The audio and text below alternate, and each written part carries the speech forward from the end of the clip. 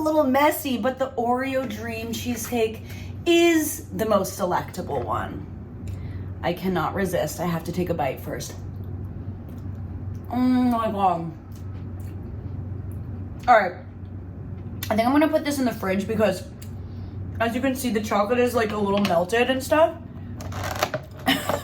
So I'll be right back. So I went to the Cheesecake Factory in Washington, D.C. and I walked back with it. So that's probably why it all looks so disheveled. But I got the 4-cheese pasta, the avocado egg rolls, and cheesecake. All of that plus tipping, $60. Isn't that crazy? Oh my God. This 4-cheese pasta though. I wanted to get Cheesecake Factory because when I was in Florida visiting my dad, he was reading like a ton of like chain places that were going under, and Cheesecake Factory was one of them. So I was like, I need to get Cheesecake Factory for my next mukbang.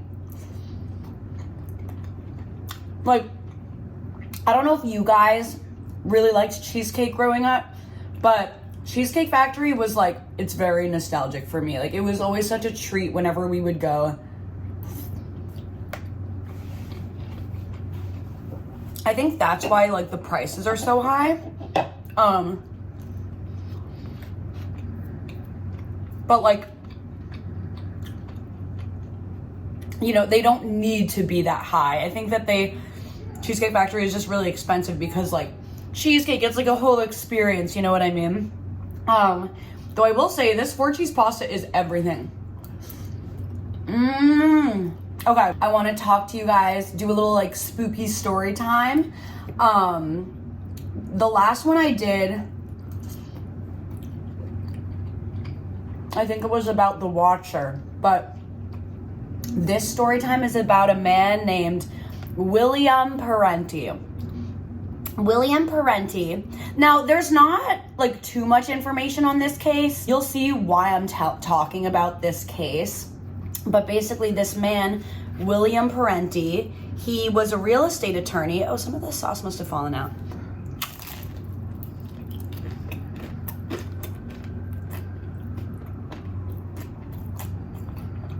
I love the avocado egg rolls. I'm sad some of the sauce came out because the sauce is so good.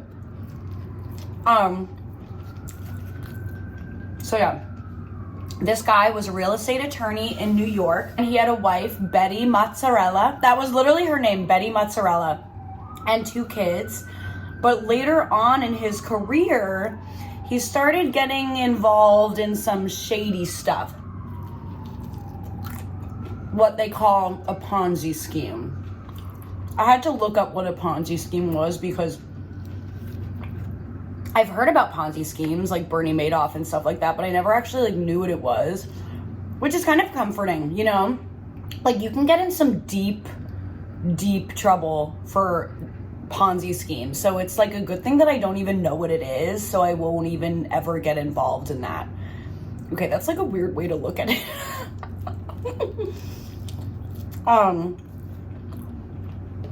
But basically a Ponzi scheme is when you like trick investors into giving you a ton of money that you say you'll invest, but you never actually invest it, and you pay those investors back with future investments that people make to you. Does that make sense? Like, say I'm trying to get investors to invest in something. So I'll take their money, I won't invest it. And then when they ask me for where their money is, I'll be like, oh, and then I'll take money from okay, you know, maybe I don't really know what a Ponzi scheme is. Anyway, this man got involved in a Ponzi scheme.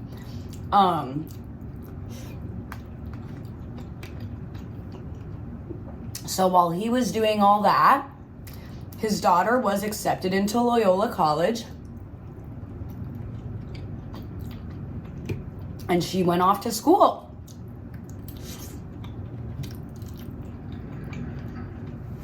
Now, one fateful weekend in April of, sorry, I just farted. Okay, you know, this is why I can't do these like true crime mukbangs, because I'm like talking about a horrible murder and then I'm like, hee, like just farted.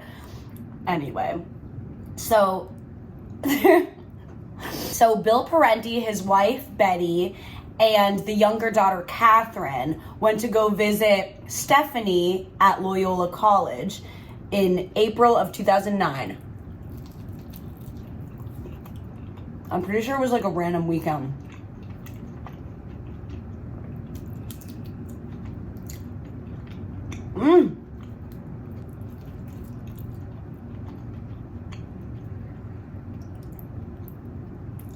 On Monday, a worker walks into the hotel room and he sees a dead body, Bill Parenti's dead body, right in front of the door. So he's like, oh my God, there's a dead body here. He immediately calls 911 and is like, there's a dead body. I don't want to go into the room. People actually go into the room and they find Bill Parenti's body, his wife Betty's body, and the two daughters' bodies in the room.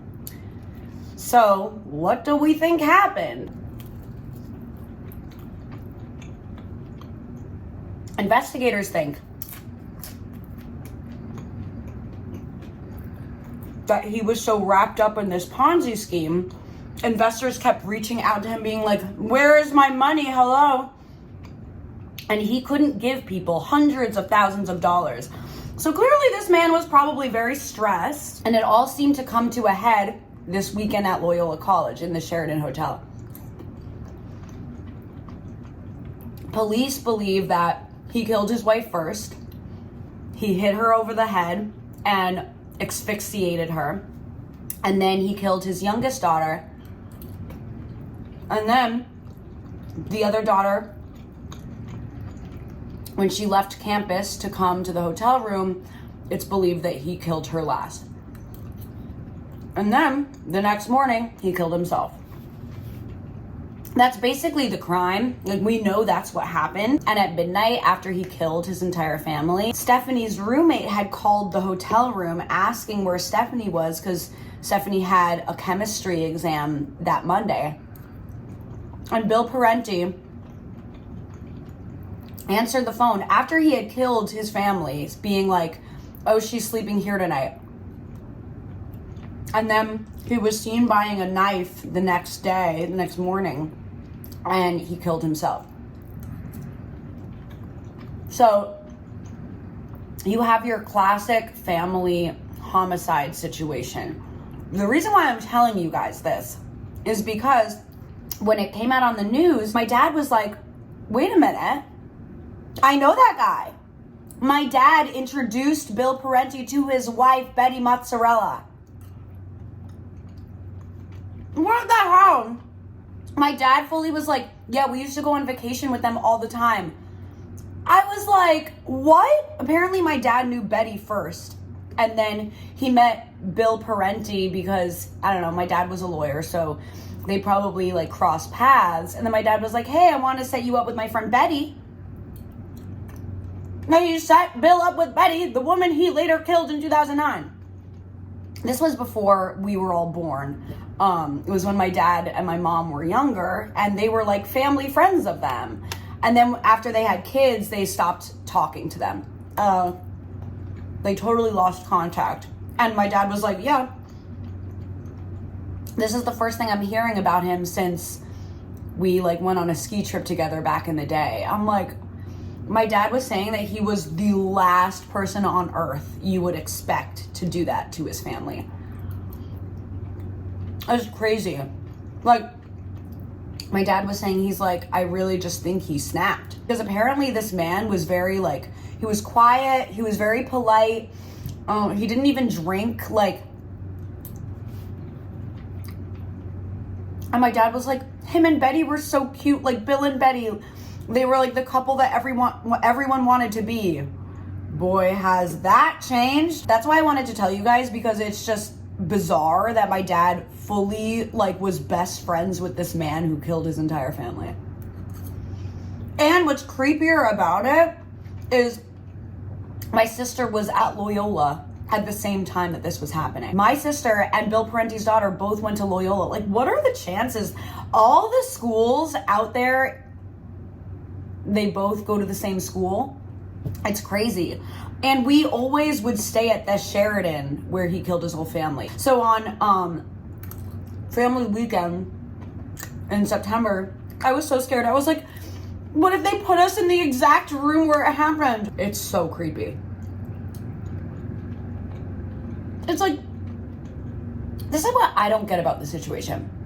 If you are in some deep crap and you lost all your money, don't you think it would be better for you just to kill yourself?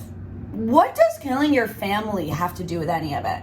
Like, if you kill yourself, your family's not going to get in trouble for your wrongdoing.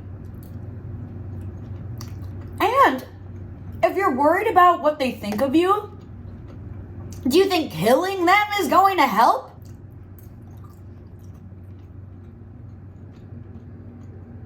Like, just kill yourself and get on with it. You don't need to drag the rest of your family down with you. Oh, I just realized the last spooky story time I told, like a long time ago, was about John List, the guy who killed his whole family. Clearly, I'm interested in these family homicides. But the only reason I wanted to tell you guys is because when I was in Florida, my dad brought it up again because we were watching a home video where my mom threw my dad a 50th birthday party. And in the video, my dad's like, oh my God, that's Bill Parenti, the guy that killed his whole family. He was at my dad's 50th birthday party. It's just it's so creepy. I'm like, Dad, do you feel guilty because you introduced him to his wife? My dad's like, what kind of question is that? Poor Betty.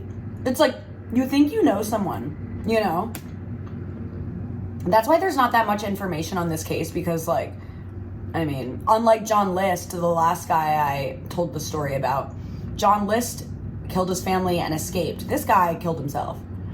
Which, again, that goes back to the point. I don't understand why you had to kill your whole family if you were just going to kill yourself at the end of it. I genuinely don't understand. It's very confusing to me.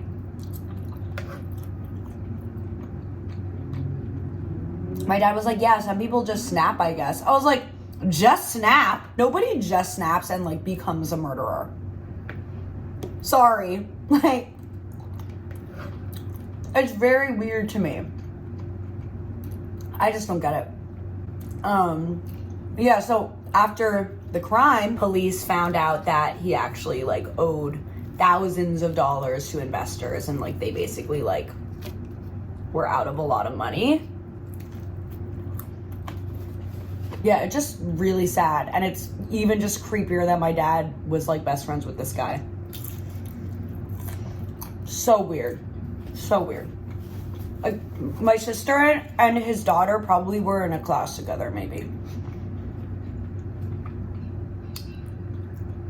Do you guys have any stories like that? I got so into the story, I didn't even realize I was eating all this. Well, I'm almost done with my 4-cheese pasta. Sorry, that was such a fast story. There's not really a lot of background to it, and it's not even the other guy, John List. This guy, Bill Parenti, was a normal guy. Nobody ever said anything weird about him. Which is why it's just really bizarre. Whereas John List, everyone's oh yeah, he was a freak. The fact that he killed his whole family, people were yeah, we could see that happening. But this guy, people were so confused.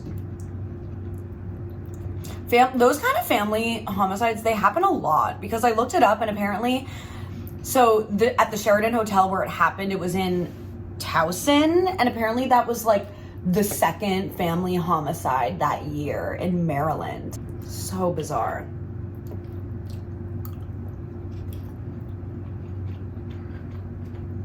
I also don't really understand why people go into Ponzi schemes.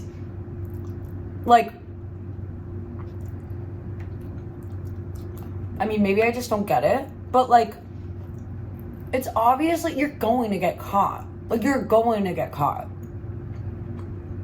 Even Bernie Madoff, that guy who ran the biggest Ponzi scheme in New York or something, He did that for 18 years. He got away with it. What did he end up doing at the end? He turned himself in.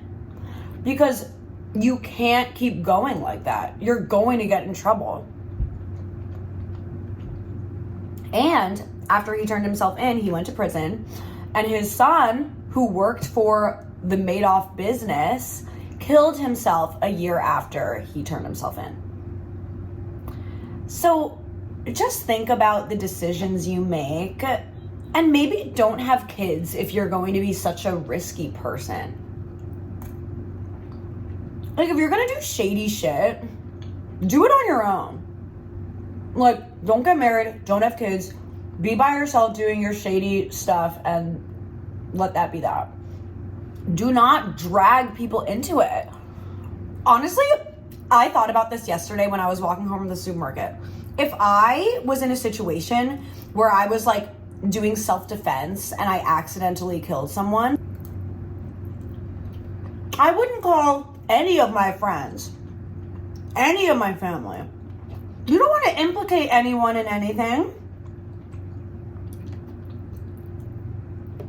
They'd be so confused. I'd be like, hey. They'd be like, hey, how are you? I'm like, oh, I'm in prison. Like, I killed somebody by accident yesterday. And if they're like, why didn't you tell me? I'd be like, well, now you're not being put on trial for, being implicated in a murder.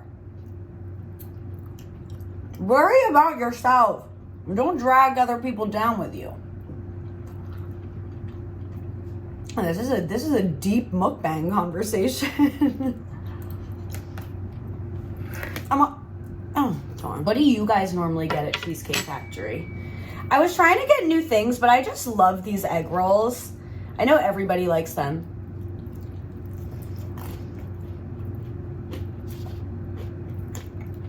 They look different than I remember.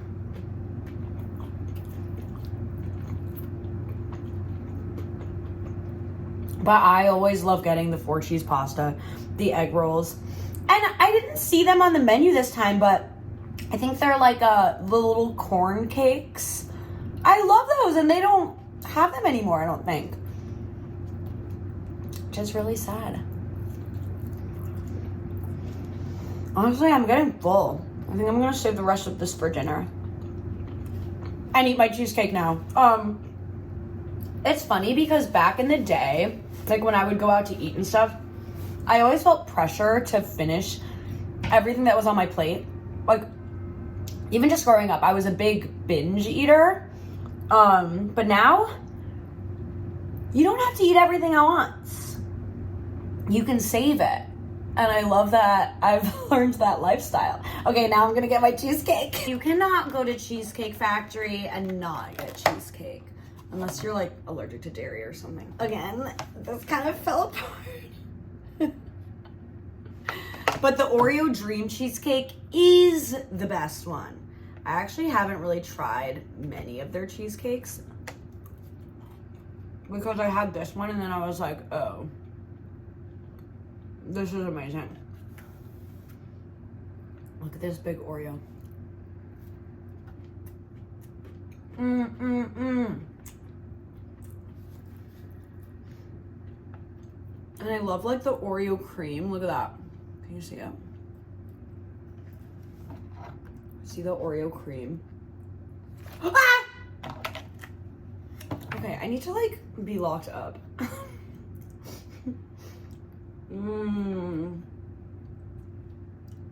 Just so soft. I don't know about if you guys get this, but I get bad sugar headaches. But I have such a big sweet tooth. I also love having a roommate because Will and I like share everything. Like, I'm giving him the rest of the egg rolls. I don't know about the 4-cheese pasta though. I want that. But he also loves cheesecake. More than me, actually. I like cheesecake, but I have to be in the mood for it, you know? I prefer like an ice cream cake. Oh, I could eat a whole Carvel ice cream cake in one sitting.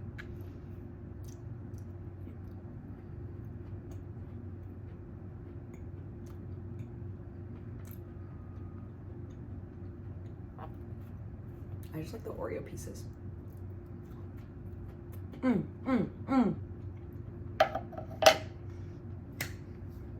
Well, I hope you guys liked my little story time. Let me know if you want me to do more of these because they're really fun. I love true crime, especially when they have something to do with me. Or my dad. Love you guys.